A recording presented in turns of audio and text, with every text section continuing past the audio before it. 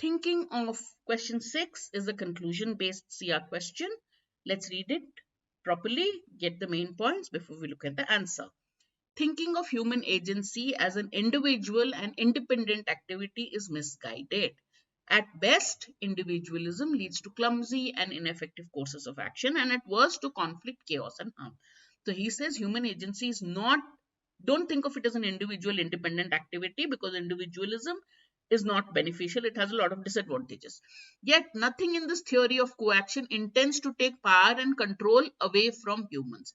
Counterintuitively, it is in the act of acknowledging that we aren't in full control of our action that we gain more control of their outcomes and greater imaginative scope to create more harmonious and effective social structures. Now, what's he saying? He is saying when we acknowledge we are not in full power of our actions, then you get more control over the results of your action, and you can have a more harmonious and creative social structure by acknowledging that we don't have control over our actions.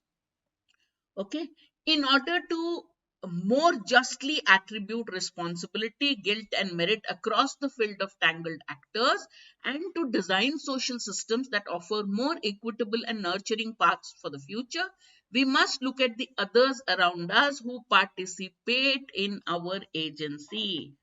What is the author saying? He says that first thing, individualism is not good for human agency. Second thing, we should acknowledge that we are not in control of our actions. The moment we acknowledge that we are not in control of our action, we'll have more control of the results of our action. That's the second point. Third point, he says, if you want to attribute responsibility, give the right responsibility, find out who is guilty, be more equitable, then you need to look at others who will help you in your agency, in your actions, in your capability. This is the most important part of the argument. Casting human agency in a more distributive and collective mode will help us to become more genuinely autonomous.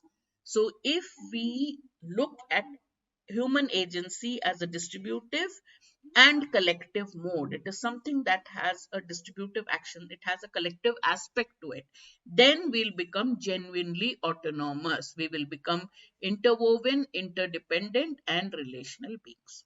So basically, the author is arguing for collective mode of action rather than individual mode of action.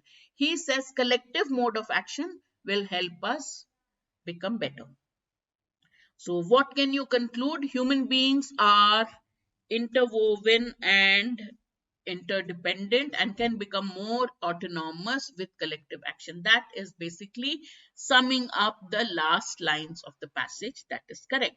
Let us look at the others and eliminate quickly. We are misguided when we work independently and individually. He didn't say that. He says if you think of human agency as individual and independent activity, that is wrong. It doesn't mean when you work independently and individually you are misguided. You are misguided or you have a wrong perception to think like this. Got it? One can gain control over oneself and others by taking a different perception of power and how it operates. No, you can gain better control over the results of your action by looking at others around you, he said. So this misinterprets what the passage has said. Individuals do not participate in societal activities. He didn't say, he just said you can cooperate to build a more just society. Theories that are counterintuitive are not always incorrect. It's not about whether the theory is correct or not. Therefore, option A is the correct answer.